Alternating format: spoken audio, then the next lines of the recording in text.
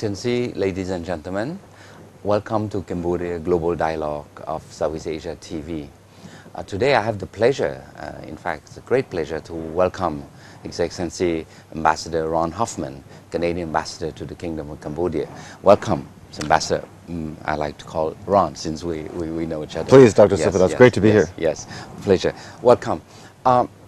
What we have today is really a very important session where for the first time, we like to discuss with the ambassador not only bilateral relation between Canada and Cambodia, but also looking at what are the other aspects of cooperation, what the multilateral, bilateral, but I'd like to put a strong focus on moving forward in terms of partnership, private sector, Canadian company looking to invest in Cambodia, and vice versa. How can Cambodia and Canada team up to develop a strong business relation, to move further the Cambodian development?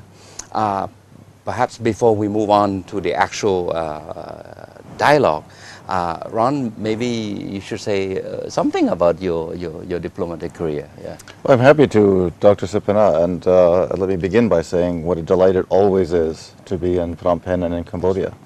And I consider myself enormously privileged to have had the opportunity to present my credentials to His Majesty the King only at the end of June. So I'm back quickly, and I'll be back quickly again, because Canada cares about the relationship it has with Cambodia. I've done a lot of different things in my career. Have had postings in the Netherlands, South Africa, 4 years in Beijing. So I know Asia, London for 3 years. I was ambassador in Afghanistan, most recently, and now here, where I'm responsible for 4 important relationships: Cambodia, Laos, Myanmar, and Thailand. Yes. Well, I must say, coming from Kabul and being posted in Southeast Asia must be quite a different atmosphere. Well, I think that experience actually reinforced for me why a country like Cambodia is special. I don't feel threatened at all. The people are so welcoming. Yes. There's real energy in society. I've seen your urban settings, and I've seen your poorer rural settings.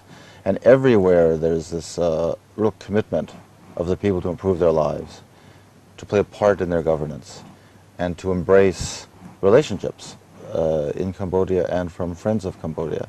And it is, I have to say, a stark contrast to much more difficult conditions I lived in for 2 years in other places. Well, you present your credential, as you said, to His Majesty the King, and you have an opportunity to meet many of senior government ministers. What's your prospect of moving forward in terms of, well, let's talk first from the economic and trade side, and later on we can move on something else. Yes. I think it's, when I look at the relationship, inevitably it has 2 parts. One, with a new ambassador here, it's an opportunity to take stock and reflect upon the strengths of the relationship as they already exist, yes, and maybe some of the gaps. So for me, we have a very vibrant Cambodian-Canadian population. We have some 50,000 Canadians, yes, that trace their roots to Cambodia. Many have returned here to contribute to the nation-building, yes, process. They left conflict, and they're coming back to nation-building. Yes. We have a strong diplomatic, or rather development relationship. Yes. We're both members of the group of La Francophonie, yes, given some common heritage, yes, we have. And we have, frankly, quite a vibrant trading relationship. Yes. So taking stock is encouraging, but I think more encouraging is when I look ahead. Yes. And, yes, and these are the discussions I'm having with ministers across the government here, yes, yes, as well as the private sector. Yes. To look at where we believe we could do better together. And I think with the changes taking place in Cambodia and Canada's own evolving internationalization, yes, I think the next 10 years are going to be a much richer one in terms of cooperation, yes, than even the last 10. But the last 10 were big. In 2000, Cambodian exports to Canada were in the area of $10 million. Canada is as part of our market opening initiative, Yes. especially to lesser developed countries, and especially the least developed countries. Yes. Yeah. We have offered Cambodia tariff-free, quota-free exports Yes. for its manufacturing goods. Yes. And the trade since 2000 has increased by 2,500%. Wow. So it went from 10 million to close to 300 million, Yes. mostly in Cambodia's favor. Yes. But that's okay, Yeah. because Canada is committed to this country as a full partner Yes. and friend. And if we can make a contribution through our marketplace Yes. to create jobs, to contribute to prosperity, Yes. Yeah. to help Cambodians invest in their manufacturing, those are tools that we can bring to bear. And in this case, they've worked very, very Yes. well. Yeah. Well, Ron, I can't help but looking back a bit, you know, when we were negotiating Cambodia accession to WTO, we had a lot of support from Canada, you know, initially during the early bilateral negotiation, and it helped set the pace in terms of the speediness of Cambodia negotiation process. So it's a little bit late, but let me just say anyway, thank you for those days, because it was not an easy process acceding to WTO. But I see that, you know, the effect of Cambodia, you know, entering the WTO, we ratified our accession in 2004. In 2010, we're 6 years into the full membership, and I must say, I sleep well. I see the benefit of this trade liberalization, this economic liberalization, and Canada has been, of course, a part of this development process. And I really look forward to see how we can deepen this economic partnership. You mentioned that, you know, in some meeting with some minister, that you plan to bring a trade delegation to Cambodia in the next few months. Tell me a little bit more about that. Well, I think as a departure point, your reference to the important accession to the WTO is critical. And I know you personally played a real leadership role in that, and that's and Canada's relationship with you really was anchored during that time, and has grown since. But you know, companies abroad who are global companies, serious companies, prepared to take risks, prepared to invest, prepared to do long-term planning in an international marketplace, they will look first and foremost at whether they believe a market can have institutions, Yes. can have transparent and predictable rules Yes. for the marketplace. And the WTO accession is one of the first really key signals that Cambodia is keen to make that commitment. There have since been others, Yes. and our companies are watching very closely the steps and commitments that are being made with the Anti-Corruption Commission, Yes.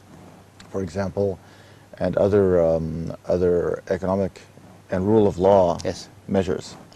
So as a result of that, I think the timing is now excellent for Yes. companies to come in here, Yes. take a fresh look at Cambodia, Yes. Cambodia of 2010, not Cambodia of 2000 Yes. or 1990 or 1980. Yes. And we've been canvassing companies based in the region, Yes. and good companies, and you've also contributed to that process, Yes. where many companies were keen to hear your thoughts on Cambodia. So we're confident that we'll come with 1 or 2 dozen of our best companies Yes. here at the end of November.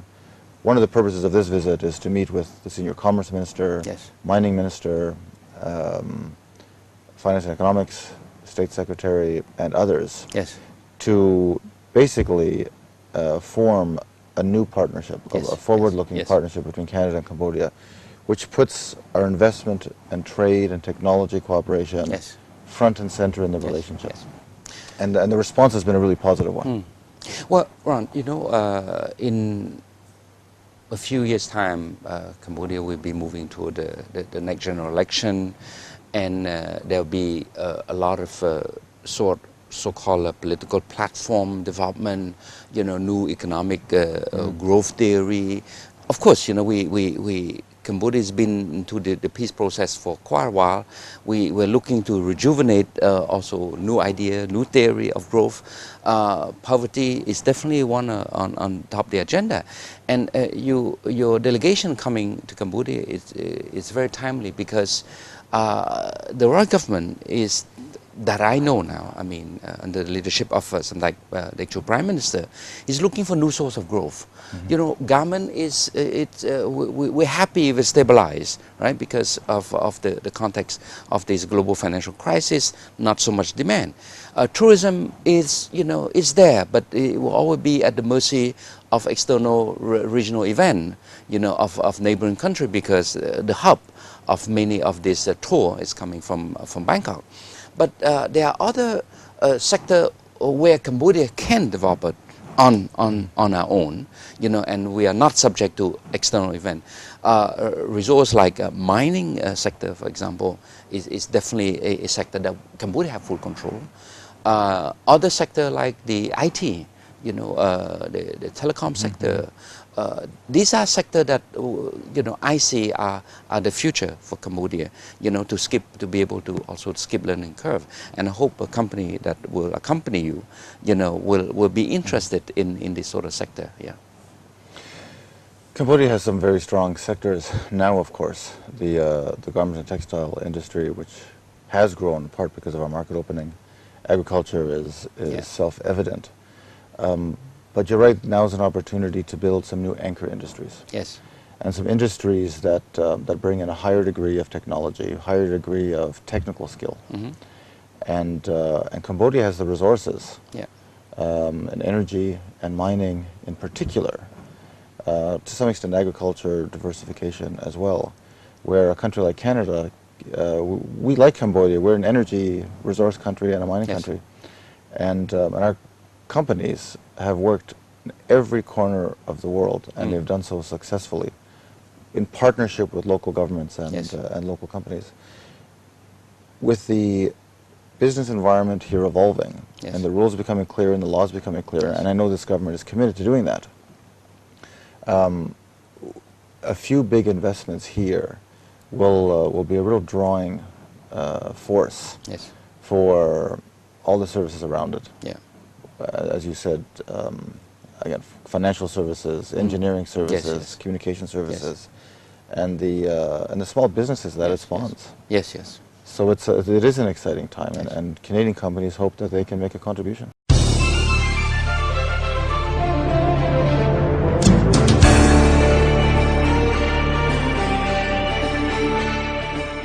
You know, I think I'm very happy to hear that, and we look forward to welcome you again and delegation. But perhaps before we move to other sector, you know, that are as important as a trade and economics, you know, I just want to stress one thing that I hear over and over. In recent months, that the Prime Minister is announcing in his various speaking arrangement, he mentioned quite a bit about the second generation reform. You know, and you did touch, you know, the fact that now we have a anti-corruption unit, the anti-corruption law has been passed, and I must say, thanks to his leadership, his forcefulness to push this sort of thing, I think it sent a very strong signal that, you know, this country is looking to seriously tackle the sort of issue that are very much in the mind of investor. You know, so that's something that I really look forward to see the implementation. And there are other factors also that will come to play, but more from the other side. For example, the imminent establishment of the commercial arbitrator, for example, where I have the pleasure to train them for about 5 weeks on commercial law, commercial practice, intellectual property, for example. These are the sort of elements that will, you know, bit by bit help form, you know, complete the puzzle in the eye of the investor. Maybe now we may want to say something a bit, because I understand you just came back from a provincial trip in Posat after 3 hours. You went to distribute land title. Please, that sounds interesting. What excites me about my job every day more than anything else is the contact with people. and seeing how cooperation between our two countries, whether it's in the business field or development programming field or education field, tourism field, how that touches people's lives and can help transform them. And I had the great pleasure today to witness firsthand some of the development programming that we are undertaking in Cambodia. And we've been very busy here in many fields, but heavily in the agricultural field and land reform field and demining and so forth to really empower ordinary people's lives so they can realize them and that their children have a better life than they had. So today I participated with the governor of Prasat province and senior officials from the land administration department and others, and we saw the culmination of a long process, an important process where Canadian support for a very important initiative by the Royal Cambodian government was to give ordinary people who are farming land with uncertainty the title to the land that they're farming. And we've seen, I think, a very competent approach by the Royal Cambodian government on this, where the process has been quite rapid now. It's reached 1.9 million titles that have been disseminated. It's accelerating. And today we went to a rural community, small villages, where 1,000 people came together to receive their papers. And I had the great pleasure of seeing the smiles on their faces. But also, frankly, to hear the very forward-looking education talks that government officials here conducted, and the emphasis they placed on the equal rights of women to land, and guiding them on the importance of the land to help economic prosperity by being an asset for the future, being an asset they can invest in, and an asset that they can pass on to their children. So it was a very grassroots event, but one with profound importance to the lives of ordinary Cambodians who have been through a very difficult generation and are now starting to see some normalization. Well, you mentioned grassroots, but I believe that it is the grassroots who will be the cornerstone of the development of this so-called agrarian society. Let's face it, Cambodia, we are 80% agrarian society, and these grassroots people are the ones who are actually working the field to develop the economy. I mean, last month the Prime Minister has launched the rice export policy, where we hope that in a few years' time we'll be able to export 1 million tons. But I can tell you, if probably some of the people that you just hand the land title, who are now motivated, to borrow money from the microfinance because of their land title, they're able to have access to finance. They have collateral. That's right. And with access to finance, they're able to, increase the seed purchase, expand their production. And from there, if you multiply by 10,000 family, 5,000 family, to me, that's a critical mass. In this case, it will be contract farming, and I really believe that, piece by piece, these so-called grassroots people will form a very, very powerful element in the development, in this case, the agriculture sector. So that's something that you should be very proud, and we are quite thankful on this side. I can't help but to say that Cambodia and Canada relation dating back way in the pre-independence day, when Canada was also part of the International Commission, to help Cambodia implement the Geneva Accord or Convention those days, and then a few decades later, Canada was also part of the Paris Peace Accord, and now you are quite involved in the support of the Khmer Rouge Tribunal. So this is quite remarkable, and I must say that your government must be quite pleased to see such a long relation, but culminating to more and more positive development. Well, you're absolutely right. The Cambodia and Canada have diplomatic relations that predate China by a considerable margin, predate Thailand, where I'm also responsible. It is one of the longest standing Yes. and positive relationships Yes. that we have in Asia. And that's exciting in its own right. But what's more exciting is just to see what has been done with that. Yes. And I am really quite excited by the fact that we have almost 40,000 Canadian tourists here Yes. every year. Yes. It's and those people-to-people linkages Yes. also have tremendous potential to deepen society's evolution here. But people are coming to Cambodia because of that warmth I spoke about earlier. Yes. But also the fact that other markets are seen as maturing, Yes. are less exciting. There's a certain authenticity Yes. to Cambodia. Mm. Still a post-conflict society. Yes. Yes. And people are aware of the difficult history here, and frankly have an affinity and a caring approach to Cambodia here, where they want to come, they want to help contribute, they want to spend their tourism dollars here. Yes. But when they do come here, they're well received. It's good value for money. It's beautiful and it's diverse. Yes. From the beaches Yes. to the mountains to Yeah. these pristine rural environments, and quite an exciting urban Yeah. center too. And I expect that we're going to see more and more Canadians coming here.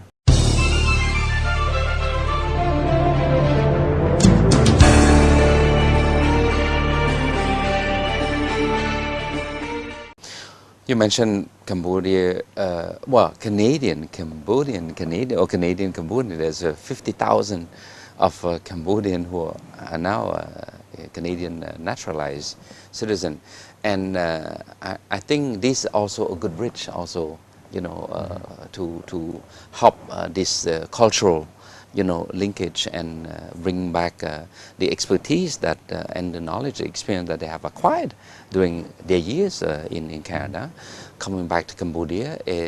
To me, I think they are with due respect to your ambassador title, I think they are also good ambassador, to bring the goodwill from Canada also to Cambodia.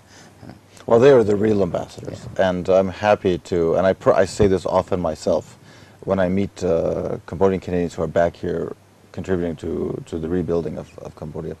And the numbers are astounding. In a situation like this, always some return. Yeah. But here, I understand we have close to 1,000 now working in either the UN, NGOs, within the Cambodian government itself, Yes. in business. Some have started their own businesses. Yes. And are really helping to drive economic growth. In just the last few days here, I've come across a great many Canadian Cambodians or Cambodian Canadians, Yes. Because they hear our voices, or they see the flag, or they're introduced by our friends and employees and partners here, and it's just one more of those factors that leaves me with a great deal of optimism. Yes. That our relationship is going to reach a new level. Yes. Between our two countries. For me, I look at Canada in very different perspective, because Canada, you speak French, you speak English, and in this globalized world, the ability to communicate in two languages, it's great. Here I'm more referring to the educational sector, right? Mm-hmm. In fact, the principal of the international school in Phnom Penh is Canadian. And I see now the growth of the Cambodian middle class is rising, gradually every year. A lot of investment into the education sector, a lot of Cambodians are going to Australia, New Zealand, France. But more and more I see people talking about, wait a minute, Canada is another option. If we want to send our kid to a bilingual country, to learn. The number of students, the number of Cambodian students coming to Canada, as you rightly probably expected, the numbers are growing. Yeah. I think we have to do a better job, though, in finding natural partnerships between our institutions and Cambodian institutions. We see some countries who look at Cambodia as a marketplace and a source of revenue for their universities, and I Yes. think Canada can take a broader approach. Yes. Because of our language abilities Yes. and common values. And one of the things I hope to be doing in the years ahead Yes. as ambassador to Cambodia is linking up institutions with one another. Yes. I've seen that in other places where it's been tremendously successful, where I believe accreditation can be extended Yes. from Yes. Canadian institutions to Yes. here and vice versa. Yes. So people either coming out of an institution here have basically the foreign accreditation to help them then enter the international marketplace Yes. more easily. Yeah. But teacher exchanges, research, Yes. technology, cooperation, I think there really isn't any limit. We just have to get the right people together. Exactly. Because I think a government top-down approach doesn't always work. I think we need to have entrepreneurial Yes. people who Yes. see the value Yes. of that cooperation. Yes. And I'm confident that that too is an Yeah. area of great potential. Yeah, because looking to the future, Cambodia would count on our second generation of young leader, of a young entrepreneur, well accustomed to the practice of other country. And it is through that bridge that we'll be able to, in this case, assist, when you are leading a delegation, they'll be able to speak the same language, whether in business or in investment or whatsoever. So, Ron, I must say we're running out of time, and maybe you want to say a few last words. Well, I just want to maybe reiterate that that Canada is committed to this country. We're committed to this country because we have natural interests here. Canadians benefit and the world benefits by a strong, prosperous, and well-governed Cambodia. And we want to play our part to try to help that happen. Yes. It's already moving in that direction. And we want to bring as many people together as possible because I think it's a very natural relationship. Yes. And you've demonstrated that yourself just by your openness to us. Yes. And I believe that we're going to see that replicated in many cases. Thanks, Ron. Well, Excellency, ladies and gentlemen, unfortunately we're coming to the end of the program, but I sure do not want to summarize anything we discussed. It's a dialogue.